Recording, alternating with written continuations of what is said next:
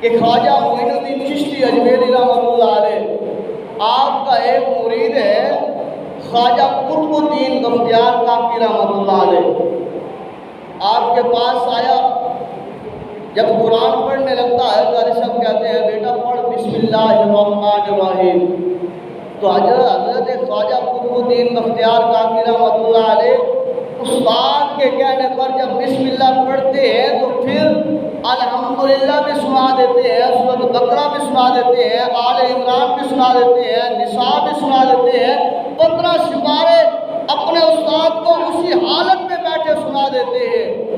استاد پوچھتا ہے بیٹا یہ کیا ہے؟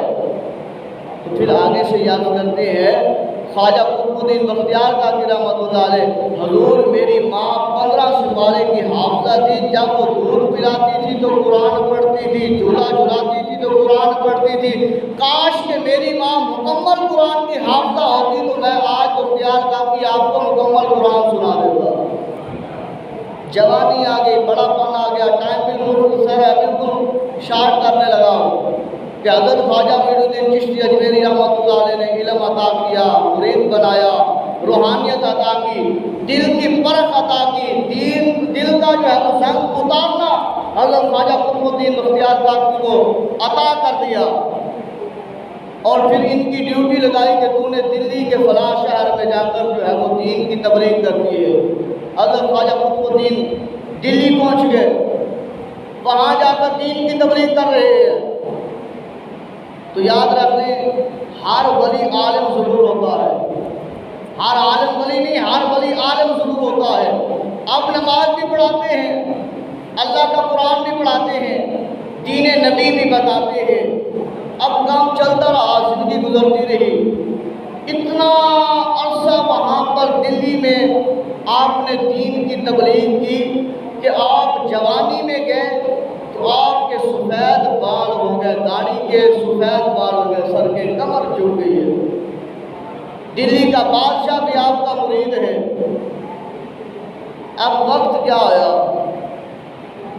دربار لگا ہوا ہے، تو ایک عورت جس نے 1-2 مہینے کا بچہ اٹھایا ہوا ہے اور روتے روتے دربار میں آ جاتی ہے اور معاملہ شروع کر دیتی ہے، بادشاہ میں لٹ گئی، میں مر گئی، اور اس روتے روتے اپنے کپڑے تک پھاڑ ڈالے۔ بادشاہ نے کہا بتا مسلمانوں کی بات جو ہے وہ بادشاہ میں آئی ہے، مسلمانوں کے بادشاہ کی عدالت ہے، بتا تیرے ساتھ انصاف کیا جائے گا۔ وہ عورت کہتی ہے بادشاہ تو انصاف نہیں کر پائے گا، کہا میں محمد عربی کا غلام ہوں، انصاف کروں گا، بتا کیا ہے۔ تو وہ عورت کہتی ہے بادشاہ بات یہ ہے کہ ایک شخص نے میرے ساتھ جو ہے وہ کہا کہ میں تیرا شوہر ہوں اور شوہر بن کے رہوں گا، چھپ چھپا کر میرے ساتھ اس نے زیادتی کی اور پھر میں حاملہ ہو گئی، یہ بچہ اس کا ہے۔ جب میں یہ بچہ لے کر اس کے پاس گئی ہوں وہ مکر گیا ہے، کہتا ہے میں تجھے جانتا نہیں ہوں۔ حضرت قطب الدین بختیار کاکی رحمۃ اللہ علیہ بھی وہاں پر موجود تھے۔ تو اس بادشاہ نے الشمس تبریز نے کہا بتا وہ کون ہے؟ اس نے کہا بادشاہ سننے کا تیرے پاس طاقت ہے، کلیجہ ہے سننے کا۔ کہا بتا کون ہے؟ کہا وہ تیرے پیر و مرشد قطب الدین بختیار کاکی ہے، حافظ قرآن ہے، عالم دین ہے، اللہ کے ولی ہے، اور وہاں اس جگہ پر اس مجمع پر جہاں پر 80 سالہ زندگی گزارتی ہے، جہاں پر زندگی بے داغ تھی، جہاں پر لوگوں کو اٹھنا سکھایا ہے، بیٹھنا سکھایا ہے، بولنا سکھایا ہے، چلنا سکھایا ہے، نماز پڑھنا سکھایا ہے، قرآن پڑھایا ہے، وہاں پر الزام لگ گیا، بادشاہ کا سر جھک گیا، کہا یہ کیسے؟ اللہ کی پاک بارگاہ میں عرض کیا باری تعالیٰ اس وقت سے پہلے مجھے موت دے دیتا تو وہ بہتر تھا۔ حضرت خواجہ قطب الدین بختیار کاکی رحمۃ اللہ علیہ سے پوچھا گیا، آپ نے ٹائم مانگا، اب وہی لوگ جو نمازیں پڑھتے تھے، جو ان سے جنہوں نے قرآن پڑھا تھا، جو ان کی غلامی میں تھے، ان میں بھی باغی ہوئے، لوگ کھڑے ہوئے ہیں، ہندو تو ہندو اپنے بھی جو ہے وہ بیگانے ہو گئے ہیں، کھڑے ہیں، کوئی پتھر مار رہا ہے، کوئی کچھ کہہ رہا ہے، کوئی کچھ کہہ رہا ہے۔ گزرا ٹائم لیا، کچھ دن گزرنے کے بعد حضرت قطب الدین بختیار کاکی رحمۃ اللہ علیہ نے مراقبہ کیا، مراقبے میں حضرت معین الدین چشتی اجمیری رحمۃ اللہ علیہ ملے اور پھر عرض کیا، حضور آپ نے مجھے یہاں پر بھیجا تھا، اور آج جب کمر جھک گئی ہے، داڑھی سفید ہو چکی ہے، آج گلیوں میں تیرے غلام کو، تیرے مرید کو، تیرے شاگرد کو، تیری روحانی اولاد کو آج ستایا جا رہا ہے، میں کوئی بے وارثہ ہوں، میں تو وارثوں والا ہوں، آپ میری مدد کو آئیے نا۔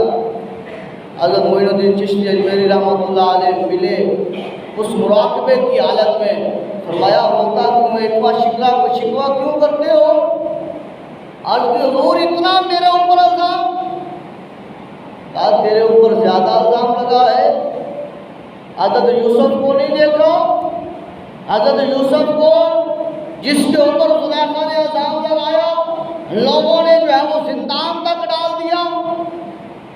دیکھا نہیں مریم کو، پاک بندی کو، جس کے اوپر لوگوں نے الزام لگایا، اپنوں نے الزام لگایا، اپنے خون نے الزام لگایا۔ اور صبر کرنا ہے، رکنا ہے، ٹھہرنا ہے۔ تجھے معین الدین چشتی اجمیری وہاں پر جو ہے وہ رسوا نہیں چھوڑے گا، بلکہ وہاں پر گواہی کے لیے خود وہاں پر آ جائے گا۔ حضرت معین الدین چشتی اجمیری رحمۃ اللہ علیہ وقت ہوا جب وہ دربار لگا ہوا ہے، فیصلہ ہوا ہے، کہا حضور معین الدین چشتی اجمیری رحمۃ اللہ علیہ کے بارے میں کہ وہ آئیں گے۔ انہوں نے کہا ابھی تک تو نہیں آئے، عدالت کا ٹائم ہو گیا ہے، جواب دیں۔ عورت نے کہا جھوٹے ہیں، جو نمازیں پڑھتے تھے، جو بک گئے ہیں ٹکوں کے اوپر،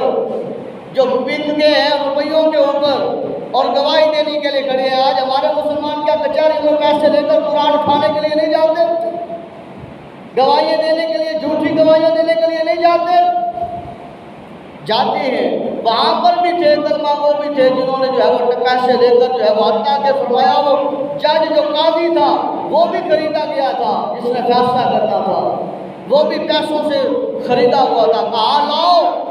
تو ادھر سے حضرت معین الدین چشتی اجمیری رحمۃ اللہ علیہ وہاں پر تشریف لے جاتے ہیں، جو ہزاروں پتہ کتنے میلوں کا سفر ہے، اور وہ سفر طے کر کے اللہ تبارک و تعالیٰ کی طاقت سے وہاں پر پہنچتے ہیں۔ جب دیکھتے ہیں سارے لوگ آگے بڑھتے ہیں، حضرت معین الدین چشتی اجمیری رحمۃ اللہ علیہ فرماتے ہیں رک جاؤ،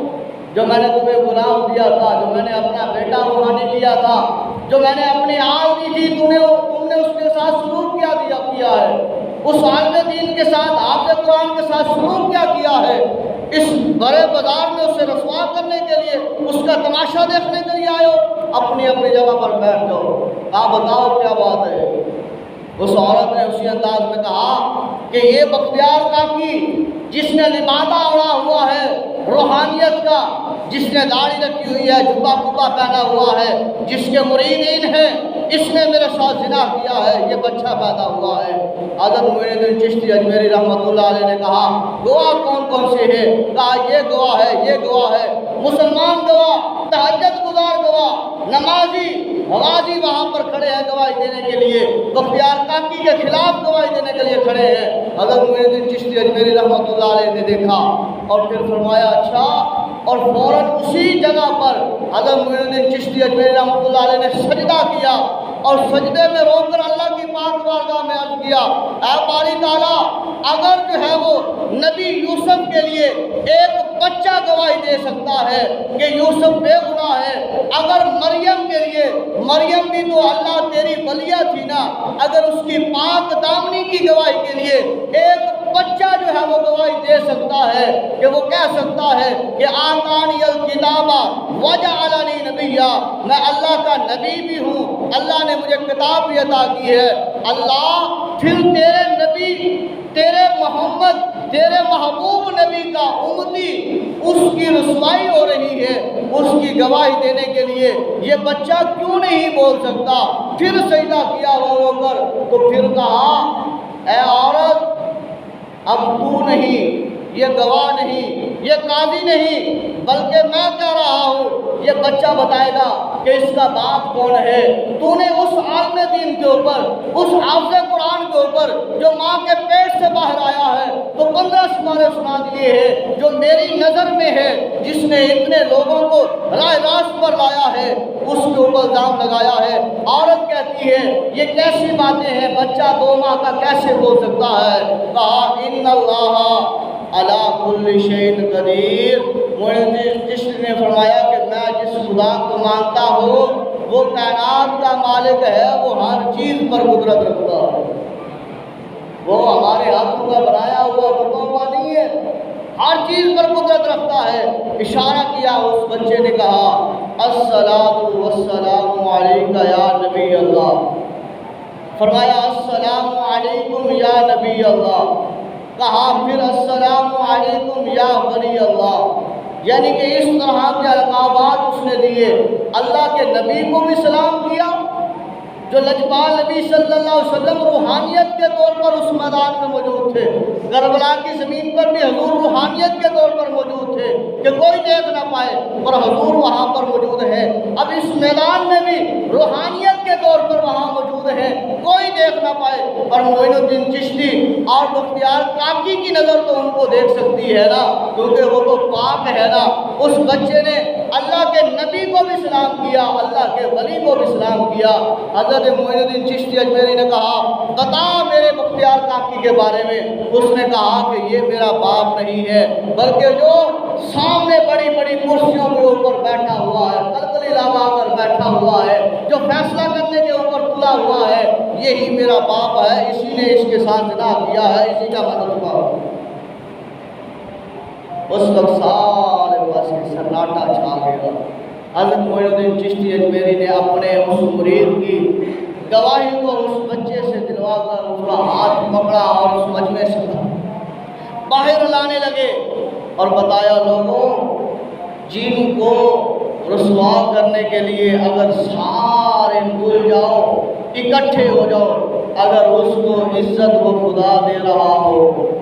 تو کائنات میں سارے مل کر اس کو رسوا نہیں کر سکتے۔ تو یہ میرا بختیار کاکی یہ اللہ کا ولی ہے، اللہ کا ولی ہے۔ تم نے چاہا کہ ہم اسے رسوا کر دیں گے، پر ہم نے اللہ کے پاک بارگاہ میں ان کی ادا کو محفوظ کرنے کے لیے دعا کی ہے، اور اللہ نے ہماری اس دعا کو قبول کر لیا ہے۔ اللہ ہم سب کو اپنی اپنی اصلاح کرنے کی توفیق عطا فرمائے۔